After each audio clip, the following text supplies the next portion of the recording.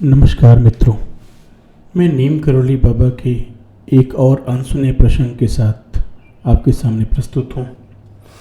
एक बार जाड़े में इलाहाबाद में बाबा लोगों को दर्शन दे रहे थे और कमरा पूरा भरा हुआ था। महालेखाकार कार्यालय से एक अधिकारी भी आए हुए थे। उन्होंने अपने मित्रों से बाबा के बारे में बहुत कुछ सुन रखा था और दर्शनाभिलाषी थे। वो अभी आए, 1-2 मिनट मुश्किल से बैठे थे, तभी बाबा ने उनसे बोला तुम वापस जाओ। तो उन्होंने बोला कि नहीं बाबा, मैं जल्दी में नहीं हूँ, मैं यहाँ थोड़ी देर बैठूँगा। बाबा ने बोले नहीं, तुम्हें अभी जाना होगा।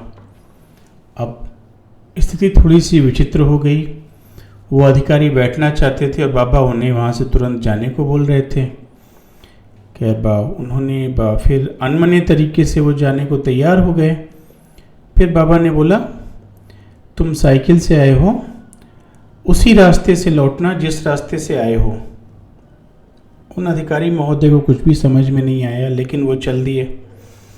अगले दिन वह पुनः आए और बोले बाबा ने मेरे बेटे का जीवन बचा लिया। हुआ ये था कि उन महोदय के बाबा के पास आने के थोड़ी देर बाद ही उनका छोटा बेटा साइकिल लेकर बाहर गया था और एक स्कूटर से टक्कर खा गया था। वह वहीं उसी सड़क पर बेहोश पड़ा हुआ था और बाबा की आज्ञानुसार जब वो अधिकारी महोदय उसी रास्ते से वापस गए तो अपने बच्चे को वहाँ सड़क पर अचेत पड़ा हुआ पाया और उसे तुरंत उठाकर ले गए डॉक्टर के पास और इस तरह उस बच्चे का जीवन बच सका। तो जिस प्रकार संत के प्यार में उनकी कृपा छुपी होती है, वैसे ही उनकी अवहेलना, उनकी उपेक्षा में भी उनकी कृपा छुपी होती है। आवश्यकता होती है केवल उन पर पूर्ण विश्वास रखने और उस कृपा को पहचानने की। फिर मिलूँगा एक नई कहानी के साथ, तब तक के लिए राम राम।